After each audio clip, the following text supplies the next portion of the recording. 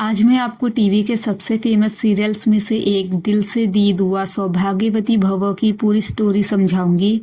और यकीन मानिए ये कोई नॉर्मल लव स्टोरी नहीं है। इस सीरियल में सबसे बड़ा विलन कोई बाहर वाला नहीं बल्कि हीरोइन का अपना पति ही होता है। स्टोरी शुरू होती है विराज डोबरियाल से। विराज एक बहुत बड़ा बिजनेसमैन होता है और उसकी शादी होती है जानवी से, जो एक सिंपल और मिडिल क्लास फैमिली की लड़की होती है। शादी के बाद शुरू शुरू में सब कुछ बिल्कुल नॉर्मल लगता है, लेकिन धीरे धीरे जानवी को समझ आता है कि विराज एक नॉर्मल इंसान नहीं है। वो मेंटली अनस्टेबल होता है और जानवी को लेकर उसकी ऑब्सेशन हद से ज़्यादा होती है। उसे लगता है कि जानवी पर सिर्फ उसका ही हक है। इसी वजह से वो जानवी को कंट्रोल करता है, उस पर शक करता है और बात बात पर उसके साथ फिजिकल और मेंटल टॉर्चर करता रहता है। सबसे अजीब बात ये थी कि विराज को लगता ही नहीं था कि वो कुछ गलत कर रहा है। उसके हिसाब से ये सब प्यार दिखाने का तरीका था। बाद में ये भी पता चलता है कि विराज का बचपन भी बहुत बुरा गुजरा था। बचपन में उसने अब्यूज़ और ट्रॉमा देखा था और उसी का असर उसकी मेंटल कंडीशन पर पड़ती है। इसी वजह से उसका बिहेवियर नॉर्मल लोगों जैसा नहीं रहता। लेकिन ये सब सिर्फ घर के अंदर होता था। बाहर की दुनिया के सामने विराज बिल्कुल अलग इंसान था। सबके सामने वो बहुत ही डिसेंट, पोलाइट और केयरिंग हस्बैंड बनकर रहता था। लोग उसकी तारीफ करते थे और जानवी को लकी समझते थे। इसी वजह से जानवी अगर किसी को सच बताना भी चाहती तो कोई उसकी बात पर आसानी से यकीन नहीं करता था।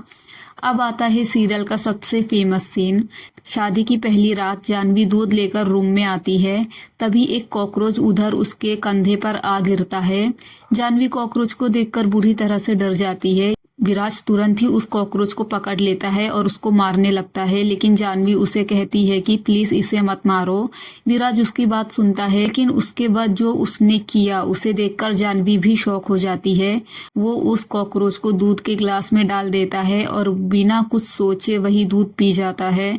विराज के हिसाब से वो जानवी को ये दिखाना चाहता था कि जो भी चीज़ जानवी को परेशान करेगी वो उसे ख़त्म कर देगा। लेकिन उसका ये तरीका इतना अजीब और डरावना था कि जानवी पहली ही रात उससे डरने लग जाती है और यकीन से उसे समझ आ जाता है कि विराज का दिमाग बिल्कुल नॉर्मल नहीं है। इसके बाद भी जानवी हार नहीं मानती।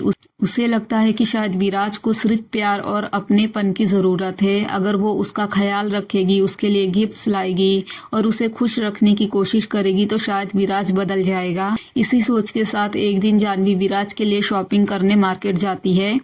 वहीं उसकी मुलाकात उसके पुराने कॉलेज फ्रेंड संजय से हो जाती है। दोनों काफ़ी सालों बाद मिलते हैं। संजय उसकी शॉपिंग में थोड़ी हेल्प कर देता है। शॉपिंग खत्म होने के बाद जब जानवी घर वापस आ रही होती है तब विराज उन दोनों को एक साथ देख लेता है। विराज सिर्फ उन्हें बात करते हुए नहीं देखता बल्कि एक पल के लिए उन्हें साथ देखकर ही उसके दिमाग में गलत ख्याल आ जाते हैं और बस यहीं से विराज का गुस्सा कंट्रोल के बाहर चला जाता है। उसे लगने लगता है कि जानवी उसे धोखा दे रही है। उधर जानवी को लगता है कि शायद सरप्राइज देखकर विराज का मूड ठीक हो जाएगा। वो घर आकर पूरा रूम डेकोरेट करती है, कैंडल्स लगाती है, फ्लावर से रूम सजाती है, केक भी रेडी करती है। लेकिन जैसे ही विराज घर आता है वो सीधा जानवी पर टूट पड़ता है। वो उसके साथ बहुत बुरी तरह मारपीट करता है और उसके साथ जबरदस्ती भी करता है। ये सब देखकर जानवी पूरी तरह टूट जाती है। अब उसे समझ आ जाता है कि विराज कभी बदलने वाला नहीं है। इसके बाद जानवी फैसला करती है कि वो अपने मम्मी पापा को सब सच बता देगी। लेकिन विराज बहुत पावरफुल आदमी होता है, उसकी पुलिस और बड़े लोगों से कनेक्शन होते हैं। वो जानवी के पापा को एक झूठे चोरी केस में फंसा देता है और सिर्फ इतना ही नहीं, वो संजय को भी जेल भिजवा देता है। विराज चाहता था कि जानवी की मदद करने वाला उसके आसपास कोई भी ना रहे और धीरे धीरे वही होने लगता है। जानवी पूरी तरह अकेली पड़ जाती है। इसी बीच जानवी प्रेग्नेंट हो जाती है। उसे लगता है कि शायद बच्चा आने के बाद विराज बदल जाएगा, लेकिन विराज का बिहेवियर पहले जैसा ही रहता है। ना उसका गुस्सा कम होता है, ना जानवी के साथ उसका टॉर्चर। कुछ दिन बाद जानवी की दादी उनके घर रहने आ जाती है। दादी को जल्दी ही समझ आ जाता है कि जानवी किसी बहुत बड़ी परेशानी में है। वो नोटिस करती है कि जानवी हर वक्त डरी डरी सी रहती है, लेकिन जानवी उन्हें कुछ नहीं बता पाती। उधर विराज को दादी का घर में रहना बिल्कुल पसंद नहीं आता।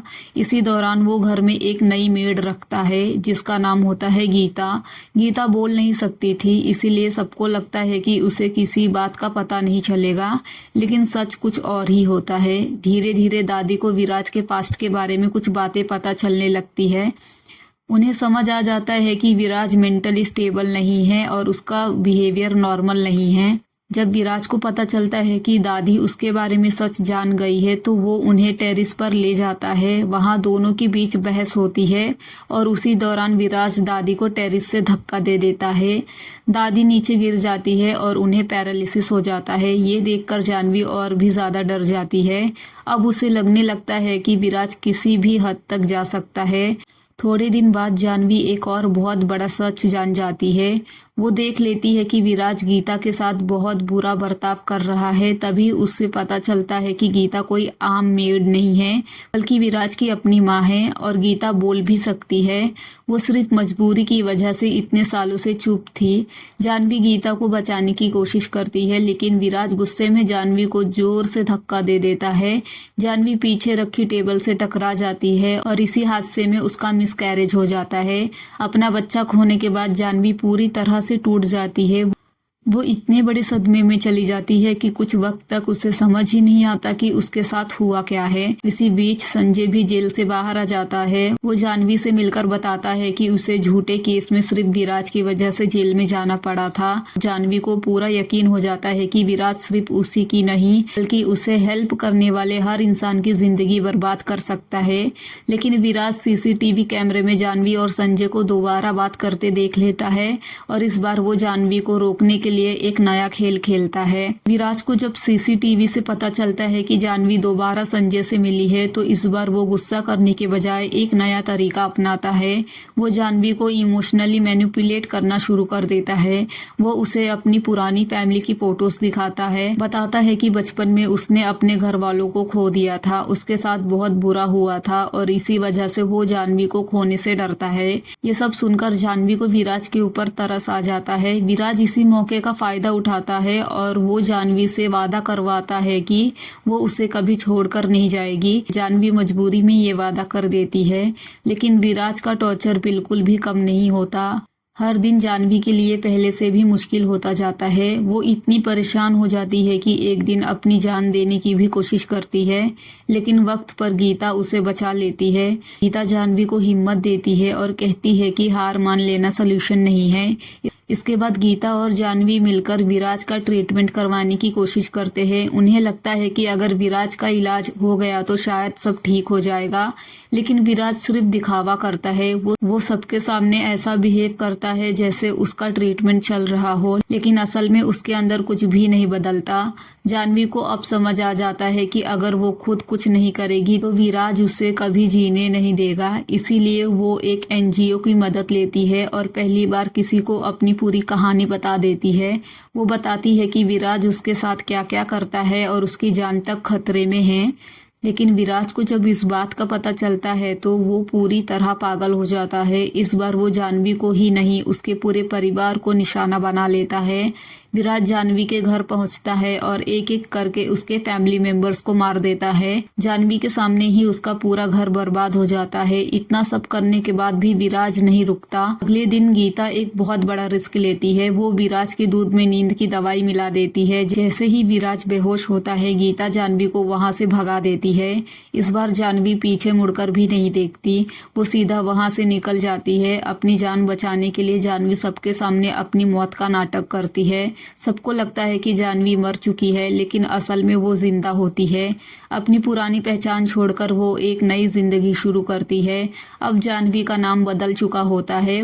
वो सिया बन जाती है और गुड़गांव चली जाती है ताकि विराज कभी उसे ढूंढ ना सके। लेकिन कहानी यहीं ख़त्म नहीं होती। इसी दौरान गीता का भी एक्सीडेंट हो जाता है और उनकी मौत हो जाती है।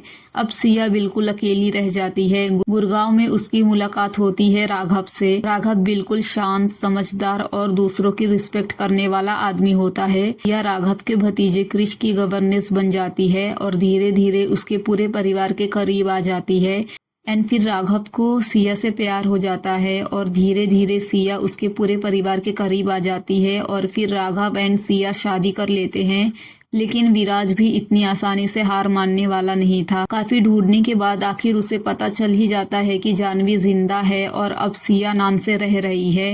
विराज तुरंत गुड़गांव पहुंच जाता है। वो बार बार सिया की जिंदगी में वापस आने की कोशिश करता है।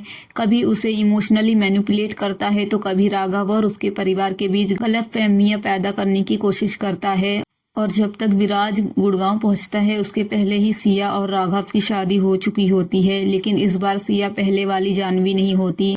अब वो विराज से डरने के बजाय उसका सामना करती है और आखिरकार वो विराज से डाइवोर्स ले लेती है। डाइवोर्स के बाद विराज को मेंटल असाइलम भेज दिया जाता है। कुछ वक्त के लिए लगता है कि अब सब कुछ ठीक हो गया, लेकिन 1 साल बाद कहानी में एक नया ट्विस्ट आ जाता है। राघव के भाई और भाभी का मर्डर हो जाता है। सबको लगता है कि इसके पीछे एसीपी सक्सेना का हाथ है, लेकिन बाद में पता चलता है कि वो असली एसीपी नहीं है बल्कि राणा नाम का एक क्रिमिनल है।